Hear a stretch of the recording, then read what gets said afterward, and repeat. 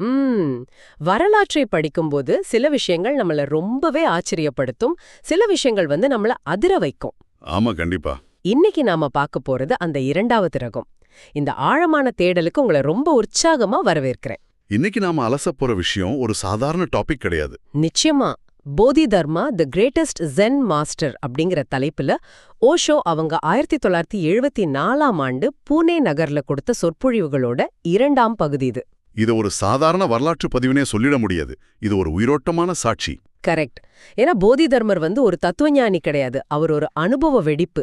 அவர் சொல்ற விஷயங்கள் நம்ம சிந்திக்கிறதுக்காக இல்ல, நம்ம சிந்தனையே நிறுத்துறதுக்காக. ஆமா, ஜென் அப்படிங்கிறது ஒரு பதில் கிடையாது, அது ஒரு நேரடி பார்வை. இது ஒரு விளக்கம் கிடையாது, ஒரு விழிப்புணர்வுக்கான அழைப்பு.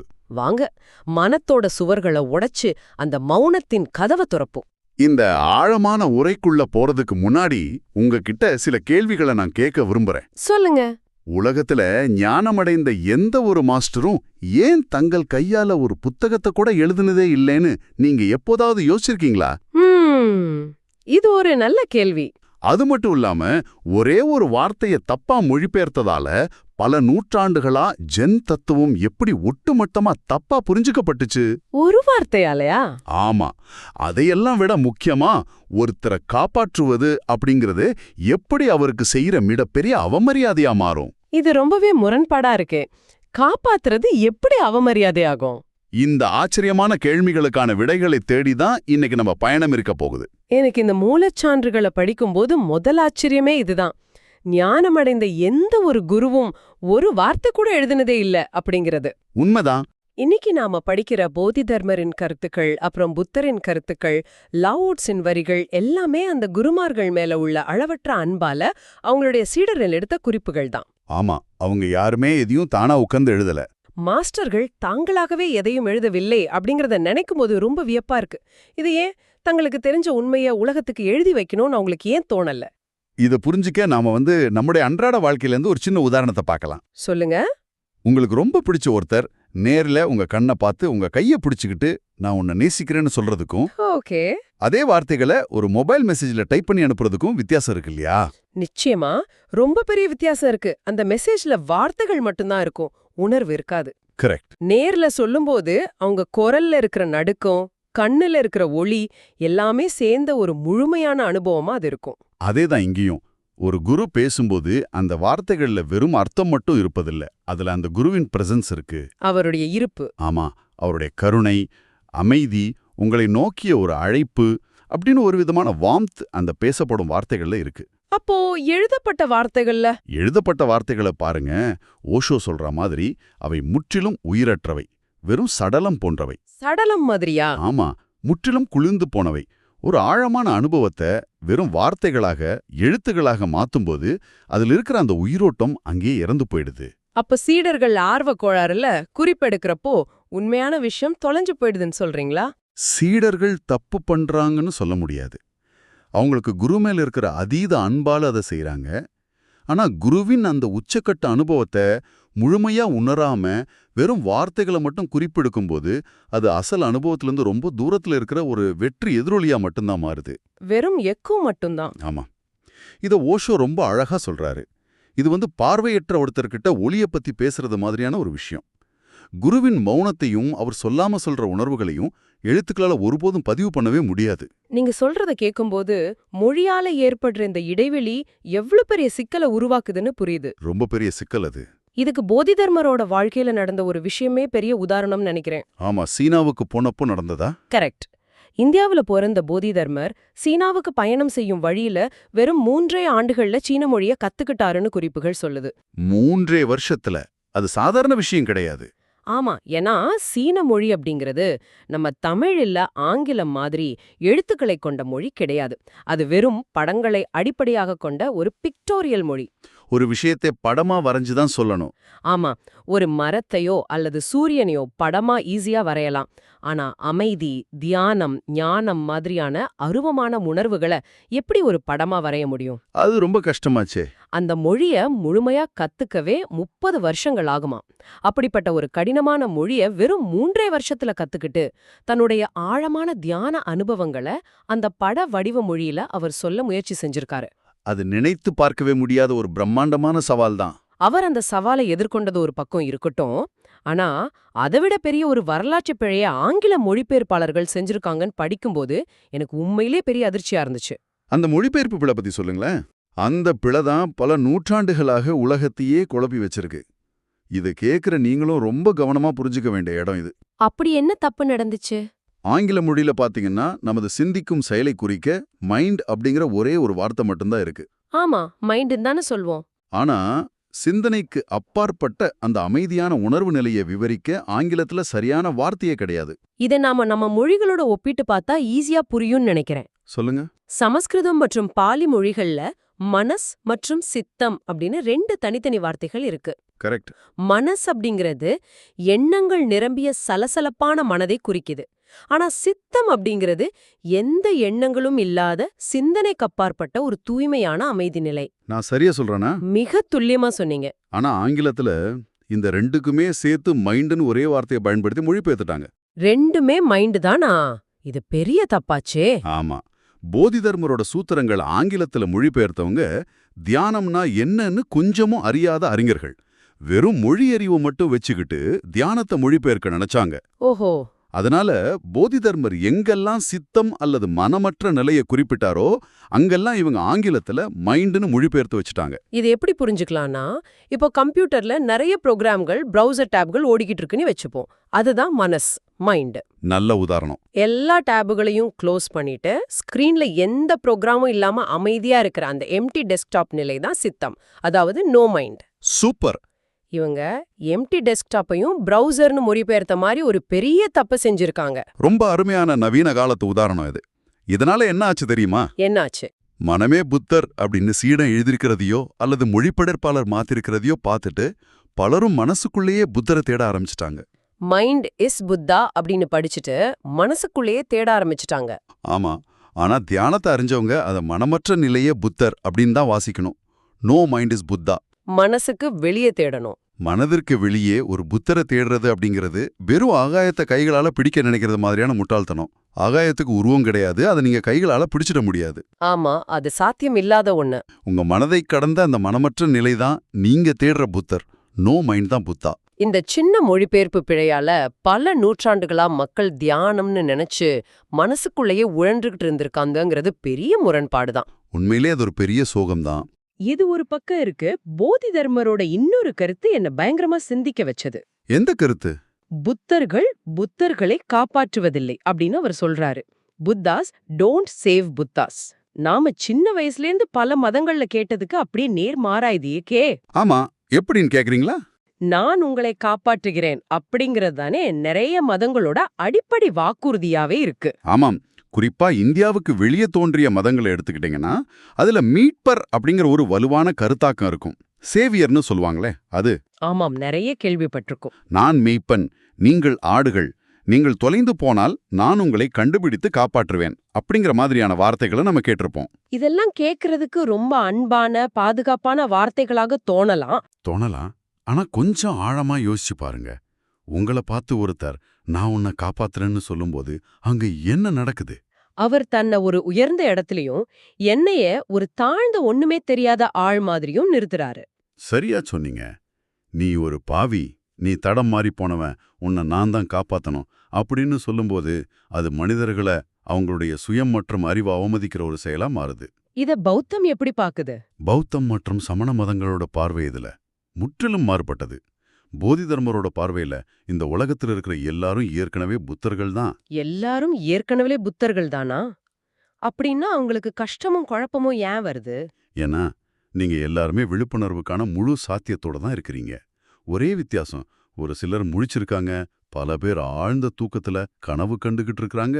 ஓ, தூங்கிட்டு இருக்காங்க. ஆமா.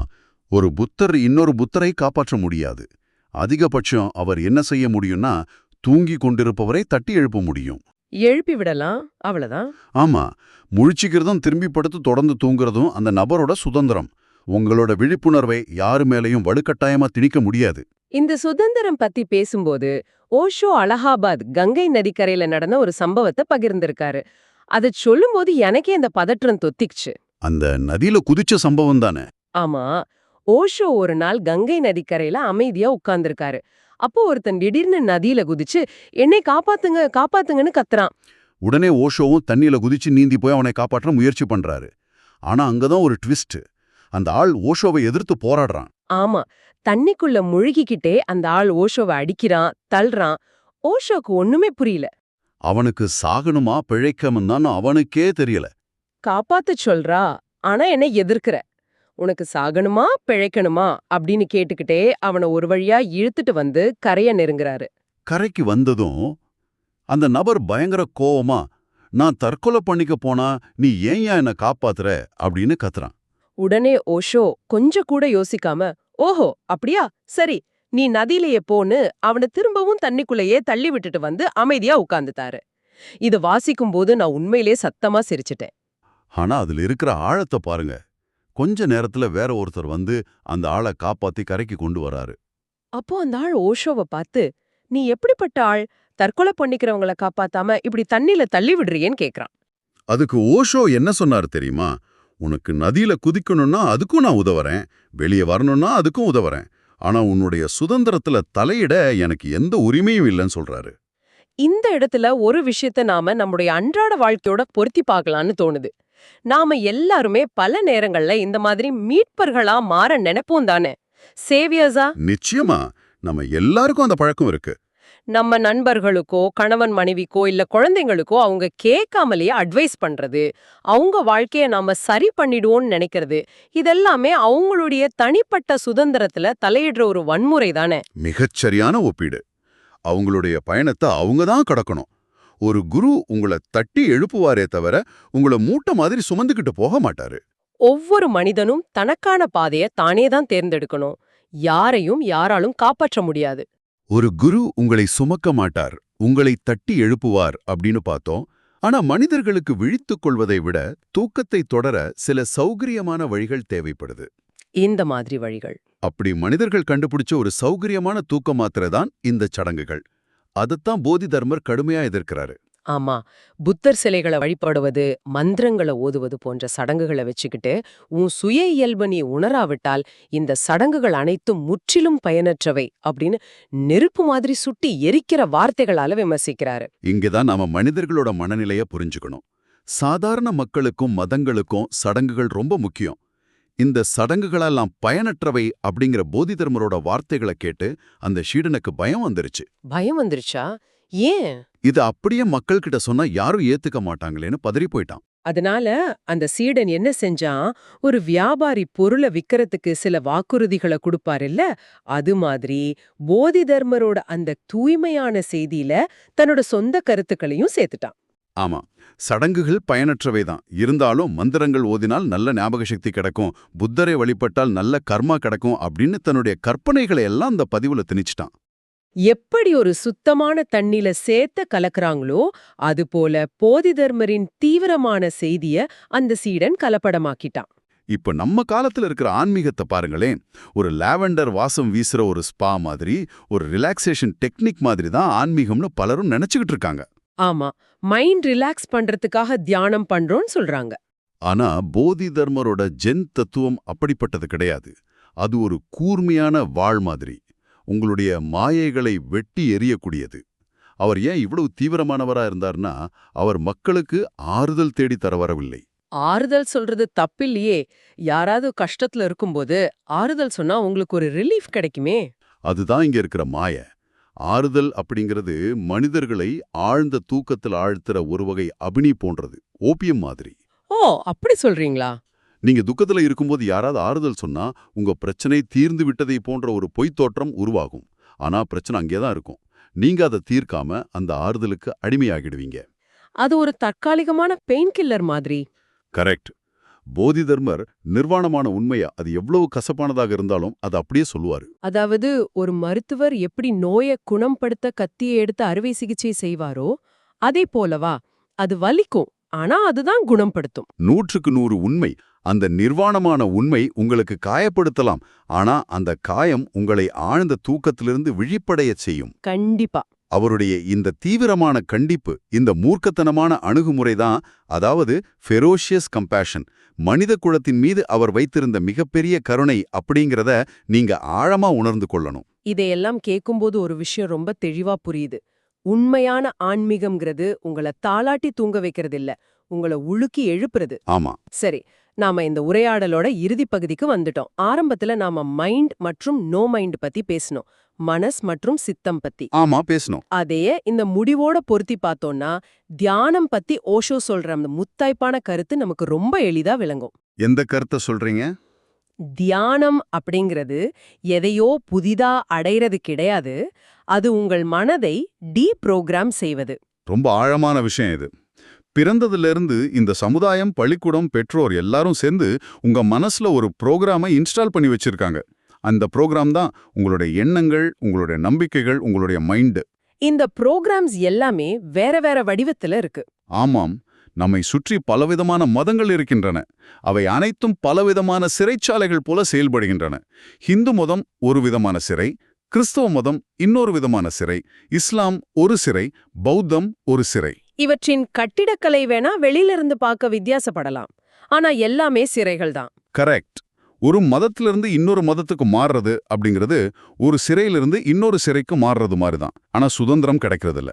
அப்போ உங்க மனதின் எல்லா அறிவும் எல்லா நம்பிக்கைகளும் அன்இன்ஸ்டால் செய்யப்பட்டு உங்க மனம் ஒரு சுத்தமான பலகையாக, அதாவது கிளீன் ஸ்லேட்டா மாறுற அந்த அப்பாவித்தனமான கணத்துல தான், அந்த சித்தம் அப்படிங்கிற நிலையை நீங்க அடையும் போதுதான் உங்களுக்குள் உண்மையான புத்தர் பிறக்கிறார்.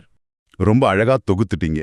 இந்த உரையை கேட்டுக்கிட்டு இருக்கிற உங்களை நோக்கி ஒரு ஆழமான கேள்வியை நான் வைக்க விரும்புறேன். சொல்லுங்க.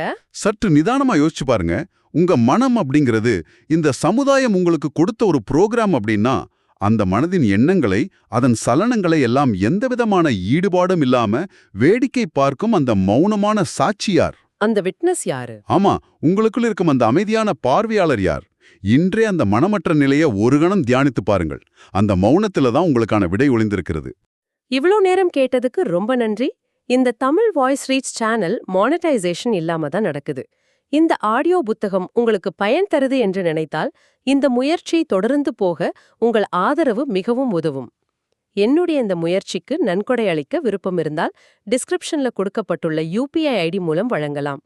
உங்களால் முடிந்த அளவு போதும். சிறிய ஆதரவும் பெரிய உதவிதான். இந்த வீடியோ உங்களுக்கு பயனுள்ளதாக இருந்தால் சப்ஸ்கிரைப் பண்ணுங்க, மற்றவர்களுக்கும் பகிர்ந்து கொள்ளுங்கள். இந்த கருத்துக்கள் அவர்களுக்கும் தேவையாக இருக்கலாம். லைக் பண்ணுங்க, உங்க கருத்துக்களை கமெண்ட்ல பகிருங்கள். மனப்பூர்வமான நன்றி.